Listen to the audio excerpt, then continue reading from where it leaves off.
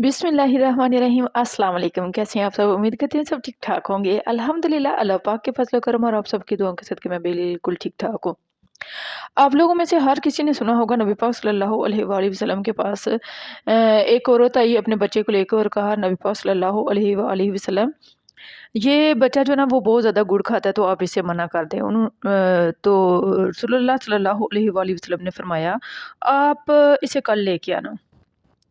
अब वो कल लेके आई तो उस बच्चे से कहा कि गुड़ ना खाना। वो कहते हैं यही बात आप कल भी कह सकते थे। उन्होंने कहा नबी पाक सल्लल्लाहु अलैहि वसल्लम ने फरमाया कि कल मैंने खुद गुड़ खाया था, तो शायद इसे मेरी बात का असर ना होता।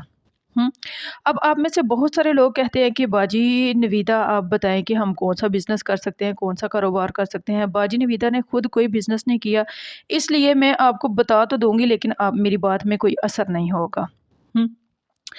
तो अच्छा हम अपने कल वाली वीडियो को कंटिन्यू करते हैं। आपको मैंने बताया था ना कि हमारे सर ने बहुत सारे लड़कों से कहा कि आपने अमरूद और कुछ भी जो भी चीज़ें ला के आपने सेल करनी है और 1000 की सेल करनी है और शाम को मुझे बताना है कि आपने इससे क्या खोया, क्या पाया। कुछ लोगों ने तो इनकार कर दिया, हमारी झटकी सी तबीयत जो है ना वो हमें इजाज़त नहीं देती कि हम कोई चंगा काम कर लें। अल्लाह माफ़ करे, हम बहुत अच्छे काम करते हैं, मतलब ये बिज़नेस वगैरह की तरफ या कोई रेहड़ी छाबड़ी लगाना ना हमारे बस का रोग नहीं है। पता है हमारी ये जो हमारी ईगो है ना ये हमें पट्ठे मजों को डलवा सकती है, लेकिन कहीं खड़े होकर रेहड़ी लगवाने पे ना हमें बड़ी शर्म आती है। रेहड़ी लगाएँ या कहीं छाबड़ी लगा के कोई तजुर्बा करने में ना हमारे लिए बहुत मुश्किलात है, बड़ी दिक्कत का सामना है। हम तो चलें और कोई अगर बड़ा दिल करके जट मुंडा कर ही लेता है ना, ਉਹਨੂੰ ਸ਼ਰੀਕੇ ਨੇ ਮੈਨੇ ਮਾਰ-ਮਾਰ ਕੇ ਮਾਰ ਦੇਣਾ ਹੈ ਕਿ ਇੰਨਾ ਪੜ੍ਹਾ ਕੇ ਤੇ ਉਹ ਤੁਹਾਡੇ ਮੁੰਡੇ ਨੇ ਤੇ ਉੱਥੇ ਬਾਹਰ ਰੇਹੜੀ ਲਾਈ ਹੋਈ ਸੀ ਹੈ ਪੀਪल्स कॉलोनी। जो चलें जी खैर जिन्होंने उस दिन रेहड़ी नहीं थी लगाई या जिन्होंने उस दिन कुछ नहीं था बेचा वो अभी मज्जों को पट्ठे ही डाल रहे हैं और डेरे पे पट्ठे बड़े इज़्ज़त आबरू से लाते हैं और मज़े शजे नवाते रहते हैं। और अच्छा जी कुछ लोगों ने उस दिन क्या किया तजुर्बा किया तो कुछ जो है वो 1000 का 1200 लेके आए, कुछ 1500 लेके आए, इवन के एक लड़के ने तो 1000 का 1700 बनाया। ठीक है, तो उसके बाद पता लोगों से ना इतने राब्ते रहे, हमारी यूनिवर्सिटी भी कंप्लीट होने वाली थी, सारे अपने-अपने कामों में लग गए, अपनी-अपनी ज़िंदगी में मसरूफ़ हो गए। तो जब मैंने यहाँ आना था तो मैं ना करैक्टर सर्टिफ़िकेट बनवाने के लिए गई उधर पुलिस स्टेशन, जहाँ भी कोई उनका था अपने हस्बैंड के साथ।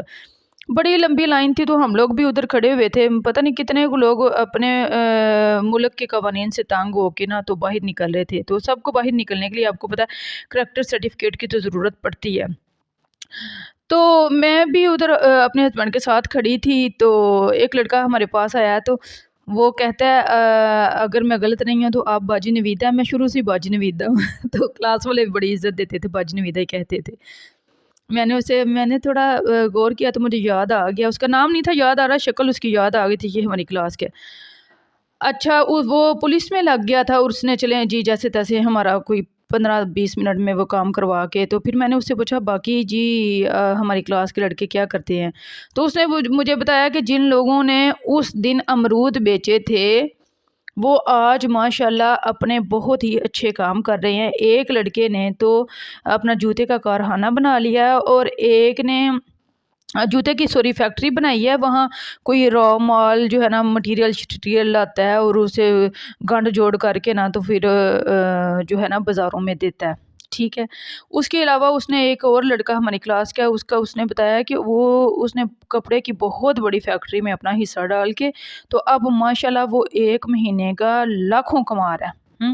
और जिन लोगों ने उस दिन रिस्क नहीं था लिया वो अभी भी जो है ना वो लगी बंदी वेज लेते हैं, तनख्वाह लेते हैं, सैलरी लेते हैं जो 22 को ख़त्म हो जाती है और अगला महीना फिर आ जाता है खैर से। ये जो होती है ना लगी बंदी, ये हमें कंफर्ट ज़ोन में ले आती है और हम लोग अपने कंफर्ट ज़ोन से निकलना नहीं चाहते। हम चाहते हैं चले कोई नहीं, गुज़ारा हो ही रहा है ना।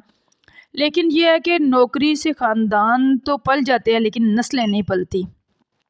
बंदा बहुत ज़्यादा अमीर नहीं होता, वही होते हैं जिनके पीछे जायदादें जदूदें हों, ज़मीनें हों, तो चलो उनको साथ नौकरी जो है ना वो एक किस्म का तड़का ही होता है। ज़मीनों से भी बड़ा कुछ आ रहा होता है और साथ नौकरी से भी आ रहा होता है।